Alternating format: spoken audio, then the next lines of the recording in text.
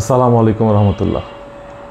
TIN certificate বা করযোগ্য আয় থাকা সত্ত্বেও নিয়মিত আয়কর রিটার্ন দাখিল না করলে কি অসুবিধার সম্মুখীন হতে পারেন বা কী ধরনের অসুবিধার সম্মুখীন হবেন তা নিয়ে আলোচনা করব।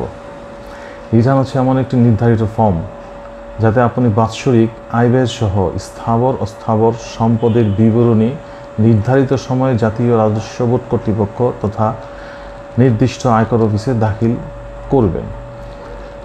যদি নির্দিষ্ট সময় আয়কর অফিসে আয়কর রিটার্ন দাখিল না করেন, গুনতে হবে বিভিন্ন হারের জরিমানা। সকল টিআইএনধারী রিটার্ন দাখিল করবে সঠিক সময়ে। নিয়মিত আয়কর রিটার্ন দাখিল না করলে অর্থ আইন মোতাবেক গুনতে হবে বিভিন্ন হারের জরিমানা, অতিরিক্ত জরিমানা। জুলাই মাসের 1 তারিখ হতে 30শে নভেম্বরের মধ্যে অতিরিক্ত জরিমানা ব্যতীত আয়কর রিটার্ন দাখিল করা যায়। আয়কর রিটার্ন দাখিল ছাড়া মিলবে না আপনার গুরুত্বপূর্ণ নাগরিক সেবা, এফডিআর, বিভিন্ন মেয়াদি সঞ্চয় আমানত, সঞ্চয়পত্র, জমি ক্রয় বিক্রয়, গাড়ি ক্রয়, ট্রেড লাইসেন্স সহ গুরুত্বপূর্ণ অনেক নাগরিক সেবা পেতে আয়কর রিটার্ন দাখিল বাধ্যতামূলক করা হয়েছে।